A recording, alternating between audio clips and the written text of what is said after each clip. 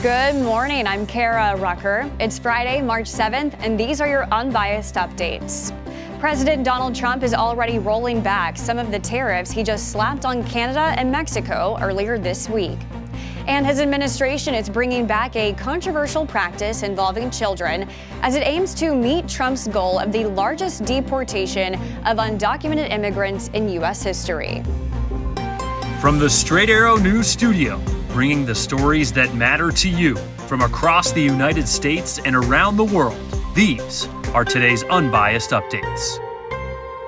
Just days after imposing sweeping 25% tariffs on goods from Canada and Mexico, President Trump is reversing course, delaying tariffs on some goods.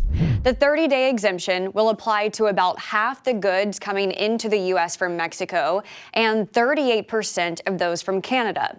The goods that are exempt until April 2nd all comply with the North American trade deal reached during Trump's first term, according to a senior administration official. This marks the second time President Trump has backtracked over certain products. We reported Thursday Trump giving the three largest automakers a tariff exemption for 30 days as well. Not only are the tariffs against Canada and Mexico set to go back into place in a month, the president is also expected to announce another round of retaliatory tariffs on goods from more countries. Meanwhile, China's foreign minister says his country will continue to retaliate against U.S. tariffs. In a press conference Friday on the sidelines of the Chinese parliament's annual session, the foreign minister also accused Washington of, quote, meeting good with evil, saying China's efforts to help America contain the fentanyl crisis have been met with arbitrary tariffs. House Republicans are reportedly struggling to meet their own budget target that's necessary to pass President Trump's legislative agenda without making significant cuts to Medicare or Medicaid. Straight Arrow News political correspondent Ray Bogan explains why some analysts say they have no choice but to cut Medicaid if they want to make it happen. House Republicans will have no choice but to cut Medicaid in order to fund President Trump's immigration, tax, and policy priorities, according to the Congressional Budget Office. New analysis shows the funds available to be cut only amount to about 1/6 of what Republicans need. Here's the math. The House Budget Resolution, approved February 25th, requires the Energy and Commerce Committee to find $880 billion in budget cuts for fiscal years 2025 through 2034. Over that time period, the Budget Office determined when you take Medicaid and the Children's Health Insurance Program out of the equation, the committee only has about $135 billion to work with. The committee is responsible for $8.2 trillion in Medicaid spending over the next decade. The analysis was done at the request of Congressman Frank Pallone and Brendan Doyle, the ranking members of the Energy and Commerce Committee and Budget Committee. Pallone said in a statement, "The reality is the only way Republicans can cut at least $880 billion within the Energy and Commerce Committee's jurisdiction is by making deep, harmful cuts to Americans' health care.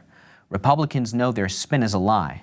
Republican leaders say they will not cut benefits, but will look to cut waste, fraud, and abuse. Go do a word search of the budget resolution that we passed on Tuesday. There is not one mention of Medicare, Medicaid, or Social Security. It's not in the bill because we haven't set the policy. What we're trying to do is get America back on sound fiscal ground. Even if Republican leadership tries to cut Medicaid benefits, it's not clear rank-and-file members would let them.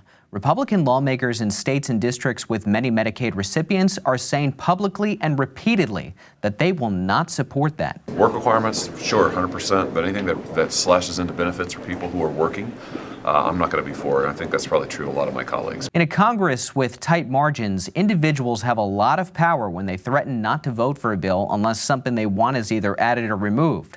More than enough to sink the bill have already said they'd use their leverage. That was our political correspondent Ray Bogan reporting. Last week, House Republicans adopted a budget blueprint that would allow for the passage of President Trump's policy priorities on immigration, energy, and taxes. It instructs the House Energy and Commerce Committee to cut spending under its jurisdiction by $880 billion. The Congressional Budget Office says the total funding under that committee's jurisdiction is $8.8 trillion over 10 years. Medicaid accounts for $8.2 trillion of that, or 93%. The Trump administration is reopening at least 2 migrant holding facilities in Texas, a place for ICE to detain families with children.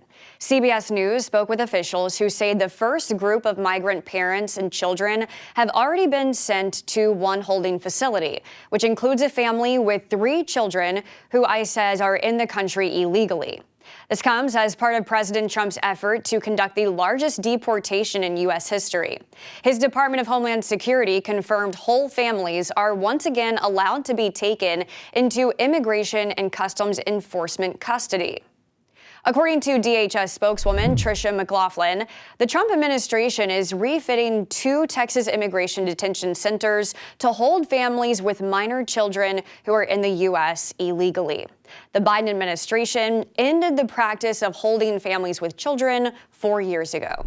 A federal judge says the Trump administration has until Monday to pay several nonprofit groups and aid organizations that were affected by the executive order to freeze foreign assistance and shut down the U.S. Agency for International Development.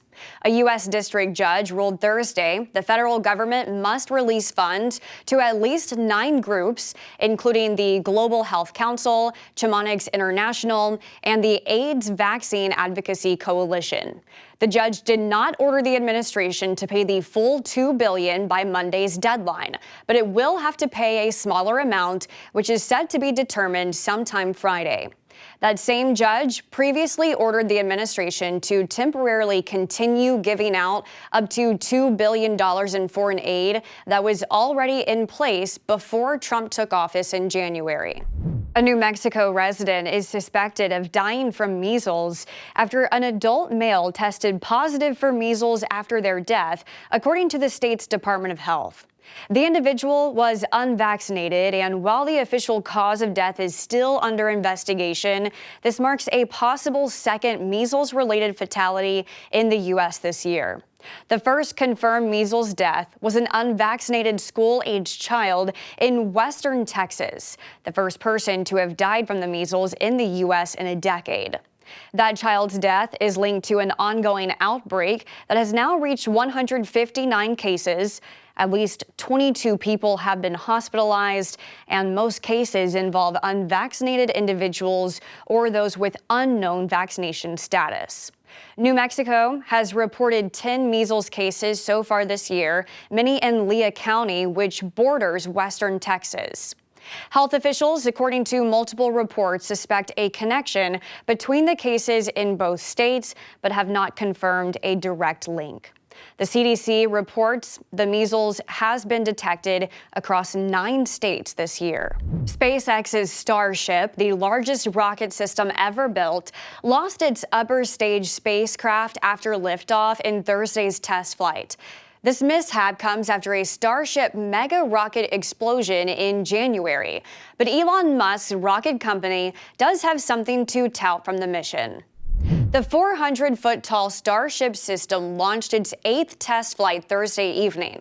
However, the mission was cut short after controllers lost contact with the upper stage vehicle portion of the Starship 8 minutes after launch. So we're still getting video down from the ship. You can see we've lost several engines and we've lost attitude control of the vehicle.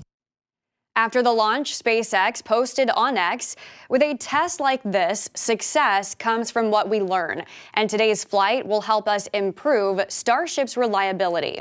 We will conduct a thorough investigation in coordination with the FAA and implement corrective actions to make improvements on future Starship flight tests." But not all was lost on Starship's mission. While the upper stage vehicle portion was lost, the first stage booster successfully returned to its launch site and settled onto the tower's robotic arms, demonstrating once again what it calls the catch maneuver. Starship does plan on eventually carrying humans to the moon in 2027, but says hundreds of test missions will be conducted before then. These are your unbiased updates for this Friday. We'll see you back here on Monday.